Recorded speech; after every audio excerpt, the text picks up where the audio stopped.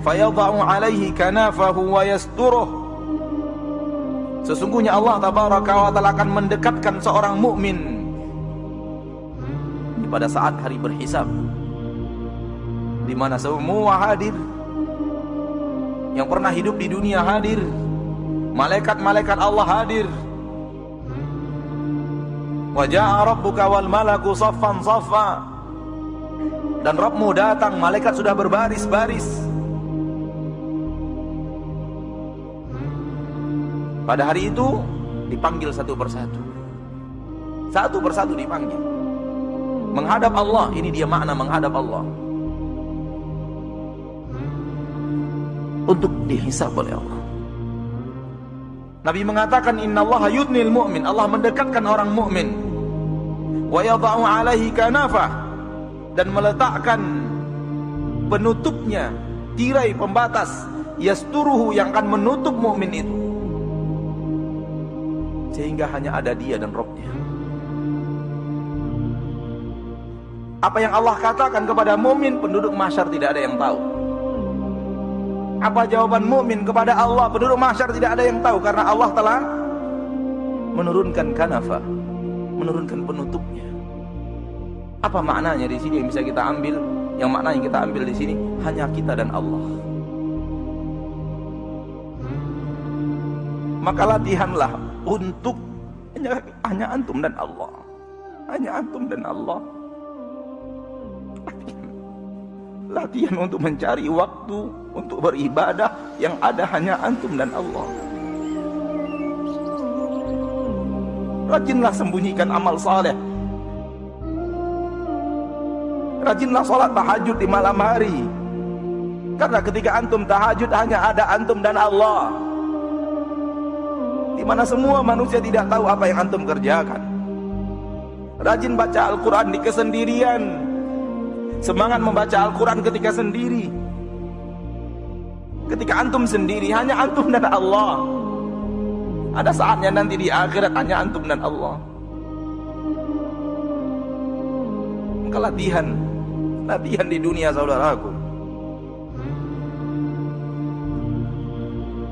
Jangan kita hanya beramal ketika ada orang. Setelah orang tidak ada, kita pun tinggalkan amal itu. Kalau ataupun kita kerjakan amal di saat orang tidak ada, kita bermalas-malasan. Tidak seperti semangat kita ketika ada orang lain. Latihanlah, perbanyaklah amalan yang hanya antum dan Allah, agar ketika nanti dipanggil menghadap Allah, Allah turunkan kanaf. Karena kita sudah rajin di dunia menghadapnya sendiri, maka ia panggil kita pun sendiri. Kemudian Allah berkata kepadanya, ata'rifu dzamba kadza? Apakah engkau tahu dosamu yang ini? Ata'rifu dzamba kadza? Apakah kamu tahu dosamu yang ini? Allah sebut dosa-dosa kita, saudaraku. Allah yang menyebutnya kepada kita, tidak menunggu laporan malaikat. Apakah kamu pernah melakukan ini? Apakah kamu masih ingat dosa yang ini, dosa yang ini, dosa yang ini? Dan berapa dosa kita? Berapa kita sudah melakukan maksiat kepada Allah? Fayaqul, ketika itu dia, seorang mukmin mengatakan, na'am ay Rabbi, benar wahai Rabbku, benar wahai Rabbku. Setiap Allah mengatakan, bukankah engkau melakukan dosa ini? Orang mukmin menjawab, benar wahai Rabbku, benar wahai Rabbku.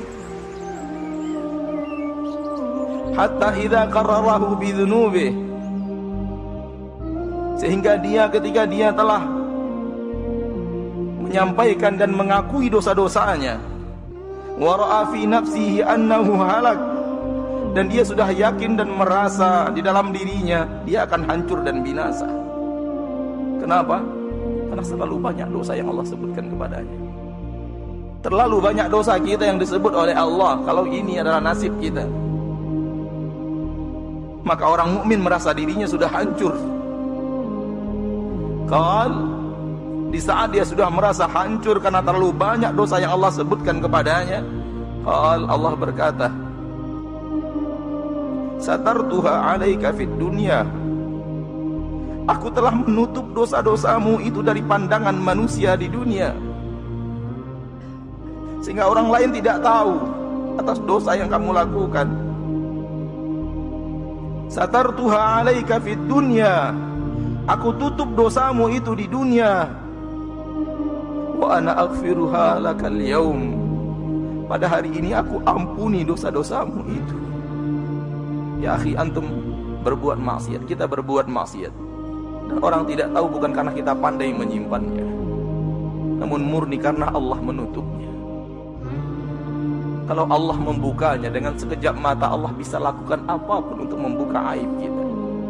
Wallahi, wallahi, wallahi, kalau aib kita dibuka oleh Allah, kita akan diludahi manusia. Begitulah kita dengan dosa kita yang terlalu banyak. Demi Allah, tidak akan ada orang yang menghargai kita kalau orang tahu apa yang kita lakukan. Namun Allah pengasih dan penyayang, yang menyayangi kita dengan menutup aib-aib kita.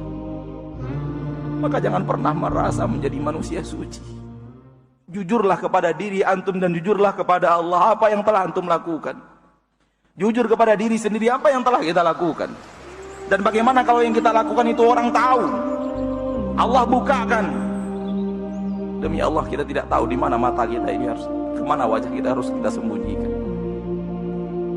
Karenanya di akhirat kelak, orang yang selalu menghadap Allah di kesendirian dan minta ampun, minta maaf kepada Rabb-Nya, mereka lah yang akan mendapatkan apa yang dikatakan Rasulullah SAW dalam hadis yang sahih dari Imam Bukhari dan Muslim ini. Allah panggil menghadap, Allah turunkan penutup, hanya Dia dan Rabb-Nya. Hanya Dia dan Rabb-Nya. Ya akhi, rajin-rajinlah antum melakukan amalan, hanya antum dan Rabb antum, yang lain tidak ada. Istri tidak ada, anak tidak ada, saudara tidak ada, sahabat tidak ada. Tak ada manusia kecuali hanya anda dan Allah. Supaya di akhirat itu yang Allah akan lakukan kepada kita. Rajin-rajinlah minta ampun di dunia, supaya di akhirat benar-benar ketika kita minta maaf kepada Allah, Allah maafkan dosa dan kesalahan kita. Nabi melanjutkan, wa ammal kafir, adapun orang kafir, wal munafiqun, dan orang-orang munafik, fayaqulul ashhad, berkata saksi-saksi, mereka tidak diturunkan penutup, dikata saksi-saksi, haula'il ladzina kadzabu, haula'il ladzina kadzabu ala rabbihim, mereka orang-orang yang telah mendustakan Rabb mereka. Ala la'natullahi 'alal zalimin, ketahuilah bahwa laknat Allah untuk orang-orang yang zalim. Orang zalim, orang musyrik, orang kafir, orang munafik, yang benar-benar munafik, tidak diturunkan penutup. Allah menyampaikan kepadanya dosa-dosanya di hadapan orang ramai. Dan bukan orang ramai seramai ini, dari mulai manusia pertama Nabi Adam sampai manusia terakhir yang mati dengan datangnya hari kiamat. Mau kita letakkan di mana wajah kita ketika itu? Kalau kita yang mengalami, na'udzubillah min dzalik. Maka lakukanlah di dunia. Lakukan di dunia. Sebelum saatnya kita ingin melakukan, namun tidak ada kesempatan untuk melakukannya.